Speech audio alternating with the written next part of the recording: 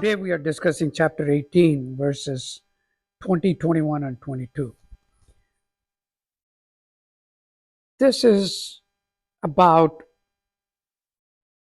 how we understand our existence, knowledge about our existence. Bhagavad Gita categorizes that knowledge into three categories and names them using the concepts that we have heard many times before: sattvic, rajas, and tamas. What are they? Simplistically, first one is considering everything equal. The second one is considering them separate but equal. The third one is considering them all separate. Let me explain. We have understood through reading the Bhagavad Gita, sort of understood reading the Bhagavad Gita, the concept of soul. Soul is this eternal thing that's everywhere and nowhere. It's beyond time, beyond space. And my understanding further about our living beings that is on this earth is that the soul is the one that gives life to a cell, which is also a material thing. But all of a sudden, this material thing has the capacity to reproduce, replicate itself, which none of the other material things have. What gave it that ability? And that we understand it to be soul. And everything that is living has this fundamental element, a cell. The cell structure may be slightly different in different things, which makes them look different, gives them a different shape.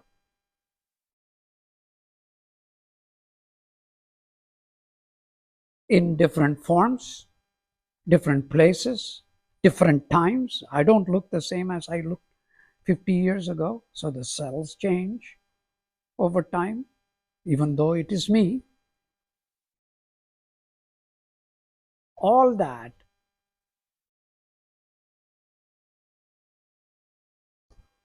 has this fundamental quantity which we call soul. So the ultimate knowledge is when we understand everything came from this one source. Therefore, logically, it makes sense to think everything must be the same. There is no need to see living things as different beings.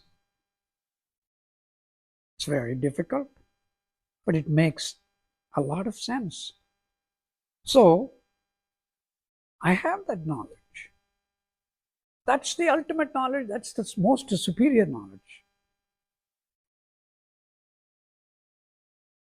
But the moment I start talking here and I get distracted and then I see something or hear something,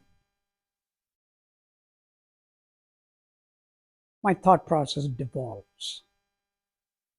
And we start seeing things differently. A mosquito sits on me and bites. I can't say, oh, this is the same living things, it's doing something for its benefit. We're all same. We don't do that. Same way, we see differences among ourselves. But many of us are able to go to the rajas level, perhaps, where we say, yeah, I see things differently.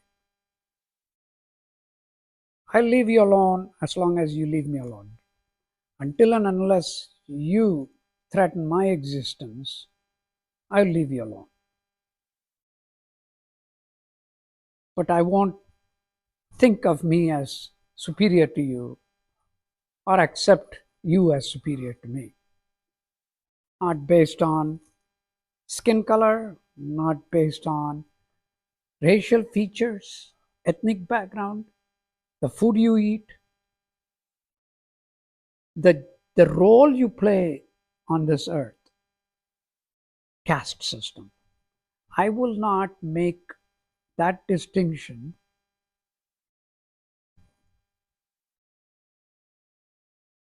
force me to believe that we are one way or the other superior or inferior. That's the rajas category.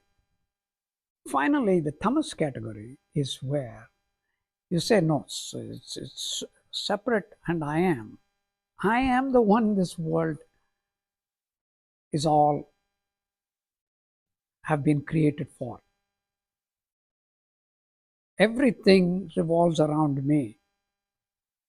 That is ignorance. And tamas usually is the category that goes with ignorance and darkness. So Bhagavad Gita deliberately separates knowledge into these three. Easy to say, the superior way to think is everything is the same, but hardest to practice. Obviously, I would understand the creation and perhaps even feel the Creator, feel God,